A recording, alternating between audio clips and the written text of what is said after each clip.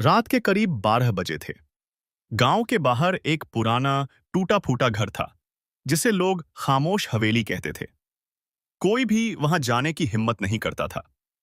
लेकिन एक दिन अर्जुन नाम का लड़का अपने दोस्तों से शर्त हार गया और उसे उस हवेली में पूरी रात बितानी थी। अर्जुन थोड़ा डरा हुआ था, लेकिन उसने हिम्मत दिखाई और टॉर्च लेकर हवेली के अंदर चला गया। जैसे ही वह अंदर गया, दरवाजा अपने आप धीरे से बंद हो गया। शायद हवा होगी, उसने खुद को समझाया। हवेली के अंदर हर तरफ धूल, मकड़ी के जाले और अजीब सी ठंडक थी, जैसे कोई उसे देख रहा हो। अचानक उसे ऊपर से किसी के चलने की आवाज समाद सुनाई दी। टक टक टक। अर्जुन ने सोचा, शायद कोई जानवर होगा, लेकिन आवाज इंसानी कदमों जैसी थी। वह धीरे धीरे सीढ़ियों की तरफ बढ़ा। जैसे ही उसने पहला कदम रखा, आवाज बंद हो गई। पूरा घर फिर से खामोश। लेकिन तभी उसके कान के पास किसी ने फुसफुसाया, तुम यहां क्यों आए हो? अर्जुन डर के मारे पीछे मुड़ा, लेकिन वहां कोई नहीं था। उसका दिल जोर जोर से धड़कने लगा। वह भागकर नीचे आना चाहता था, लेकिन सीढ़ियां जैसे खत्म ही नहीं हो रही थीं।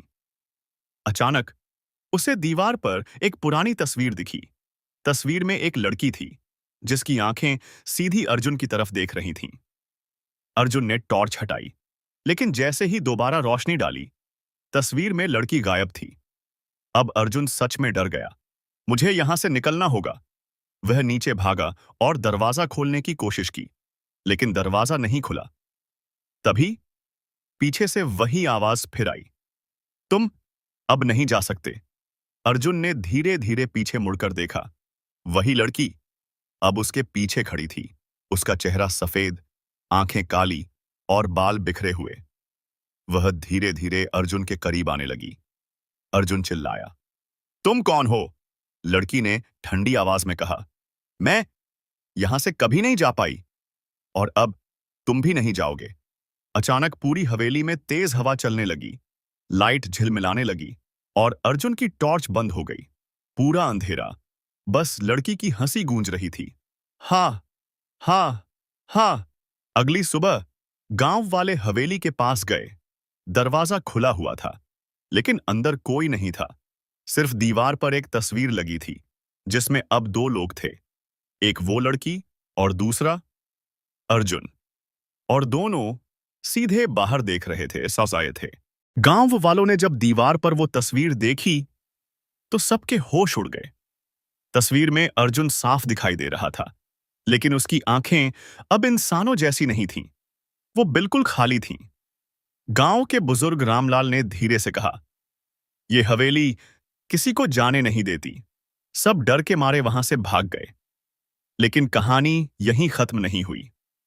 3 दिन बाद अर्जुन का सबसे अच्छा दोस्त रोहित उस हवेली के बाहर खड़ा था। उसे यकीन नहीं हो रहा था कि अर्जुन गायब हो गया। मैं उसे वापस लेकर आऊंगा, उसने खुद से कहा। गांव वाले उसे रोकते रहे, मत जा, जो अंदर गया वो कभी वापस नहीं आया। लेकिन रोहित नहीं माना। वह टॉर्च लेकर हवेली के अंदर चला गया। हवेली के अंदर जैसे ही रोहित अंदर गया, दरवाजा फिर से अपने आप बंद हो गया। ठंडी हवा, वही अजीब सन्नाटा। रोहित ने धीरे से आवाज लगाई, अर्जुन, कहां हो तुम? अचानक दूर से एक आवाज आई, इशा आता आई। रोहित। रोहित चौंक गया। अर्जुन।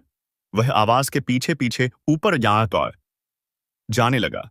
सीढ़ियां चढ़ते हुए उसे वही तस्वीर दिखी, लेकिन इस बार तस्वीर में अर्जुन मुस्कुरा रहा था और उसके बगल में खड़ी लड़की अब रोहित की तरफ देख रही थी। सच का खुलासा रोहित जैसे ही ऊपर पहुंचा, उसने देखा अर्जुन उसके सामने खड़ा था। अर्जुन, तुम ठीक हो? चलो यहां से निकलते हैं।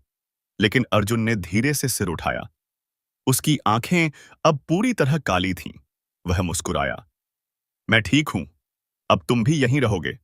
रोहित पीछे हटने लगा। ये तुम क्या कह रहे हो? तभी पीछे से वही लड़की आ गई। उसने रोहित के कंधे पर हाथ रखा और कहा, अब हम 3 हो गए हैं। अंतर या शुरुआत? अगली सुबह गांव वाले फिर से हवेली के पास गए। इस बार दरवाजा खुला था। अंदर जाकर उन्होंने देखा, दीवार पर वही तस्वीर, लेकिन अब उसमें 3 लोग थे। वो लड़की, अर्जुन और रोहित, और तीनों धीरे धीरे मुस्कुरा रहे थे। आखिरी ट्विस्ट रात को गांव के एक छोटे बच्चे ने हवेली की तरफ देखा। उसे खिड़की में 3 परछाइयां दिखीं, जो उसे देख रही थीं। और फिर एक चौथी परछाई धीरे धीरे कपात हुए उनके पास आकर खड़ी हो गई। उस रात के बाद गांव में कोई भी हवेली के पास जाने की हिम्मत नहीं करता था। लेकिन अजीब बात यह थी कि हर रात 12 बजे हवेली से धीमी धीमी आवाजें आने लगीं। आओ, हमारे पास आओ। लोग डर के मारे अपने दरवाजे बंद कर लेते। नई मुसीबत एक दिन शहर से एक पुलिस इंस्पेक्टर आया, विक्रम। उसे अर्जुन और रोहित के गायब होने की खबर मिली थी। गांव वालों ने उसे सब बताया, लेकिन वह हंस पड़ा। भूत वूत कुछ नहीं होता, मैं सच पता लगाऊंगा। हवेली में वापसी रात 11:50। विक्रम टॉर्च और गन लेकर हवेली के अंदर गया। घड़ी में 12 बजे, और अचानक दरवाजा धड़ाम से बंद। वही ठंडी हवा, वही सन्नाटा।